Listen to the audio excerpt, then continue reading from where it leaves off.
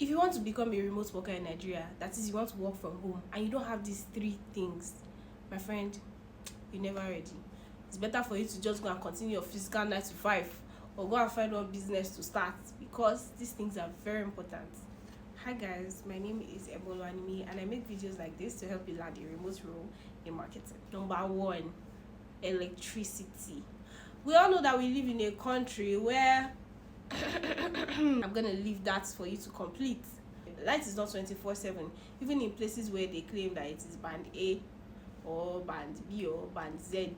It is still not 24/7 in some areas. So if you fall under that category, my dear, you need to get backup electricity, because your client is not going to hear, there was no light, my phone is low, that's why I was not able to do what I was supposed to do. Are you getting paid or you're not getting paid? Then you need to find a way to get the work done. One major disadvantage that we have as Nigerians is, in other countries, you're just supposed to wake up, get your work done, and that's it. Like, all the basic amenities that you need to make sure that you prosper at what you do is made available by the government or whatever. It shall made available. But in Nigeria, it's not usually the case. So you always have to go the extra mile to make sure that you can get your work done and execute your work flawlessly. I'm going to be talking about some alternative options, and let's start from the pricey ones to the non-pricey ones. On the top of my list would be a solar inverter, and this is very, very expensive, especially with some news that I've been hearing about the Nigerian government trying to ban the importation of solar panels, are saying that we should make our own, which will probably take some time and take some price readjustments. But right now, if you want to get a solar panel or you want to get a solar workstation, you'll be spending from like 500k upwards, depending on what you want to do. I'm just quoting a rough estimate. Next up that you can get is a generator. You can decide to start from a tiger den to just power your lights, to something very, very big that can power your AC. I'm not sure of these prices, don't quote me anywhere, but I think you should be able to get a small gen from like 300 to 400,000. Now the last option for you is to get a power bank. And I say this as the last option because you can get a big power bank that is going to power your laptop, that is going to power maybe like a small rechargeable fan, or you can get like a small power bank that is just going to power your phone and your gadgets alone. So just make sure that whatever you do, you have backup lights, especially if you want to start working with international clients. Nigerian clients can still empathize with you and be like, oh, there's no light, no problem. National grid shut down. Okay, national grid also shut down in my area. They will be empathetic to a certain extent. But somebody that's not in Nigeria and they're telling them power grid shut down, they're like, I don't want to concern me. Number two is data or internet connection, whatever you want to call it. This one is actually very annoying because every single day data keeps increasing. It's like the stock exchange market, only that this one, it does not involve coming down, it just keeps going up. I don't know where we're going in this country, but whatever, we just have to make sure we adapt and just keep it moving, right? Even this one, it touched me. On the top of the list we have Starlink. I heard it's about 800,000. I don't know, don't cut me anywhere. And then you have your monthly subscription of like about 50 to 70k thereabouts. I think the only disadvantage that I've heard people talk about is the fact that it's in your location. They fix it in your house, so it means that if you are traveling, you can't take it along. I don't know, anybody that is using it, please can you clarify in the comment section. Now the next one would be to get internet connections like maybe Smile or Fiber One or Tizeti. Now the third option would be for you to get Wi-Fi. And I'm talking about the big Wi-Fi, the one that stays in one place, and that's one antenna like this. Yeah, you can get Wi-Fi from your local internet service providers like your MTN, Glo. That's what I use personally. Or you can now come below, and if you can't afford that, you can get the pocket Wi-Fi that you can carry anywhere, especially if you have to work on the go. You can always carry it with you. Now the last resort, let's say you can't get anyone, would be for you to stock up on multiple SIMs. We all know that there's a time that you can be in a meeting and then next thing, your MTN done off. You just see MTN, no network.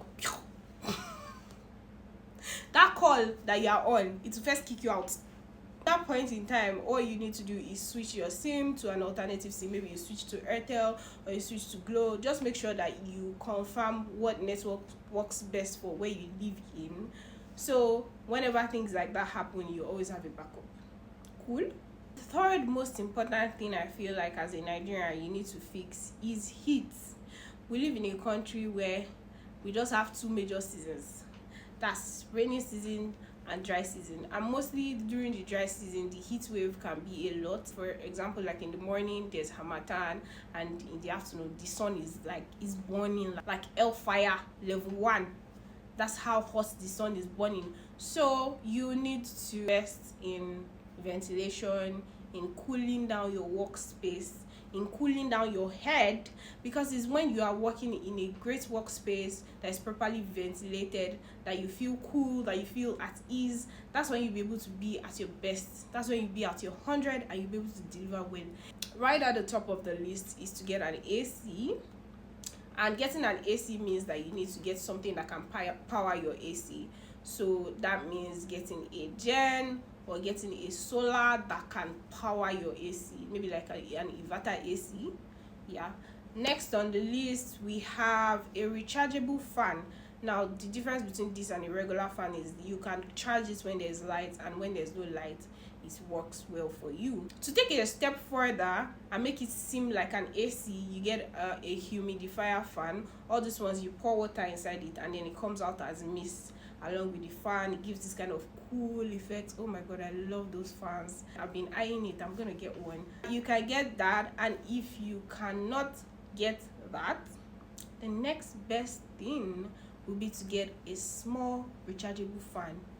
I'm talking about all these small ones that you can put on your table, all these small handheld ones that you can use to just cool your body down. Basically, to solve these three issues temporarily, maybe for example something happened to your gen, or something happened to your light, or something happened to your inverter and you need light, you need Wi-Fi, go to a workspace. Some of the ones I've seen cost about 4,000 to 6,000 daily. I think that's a good price, and then you also get to meet some people while you're working and all of that.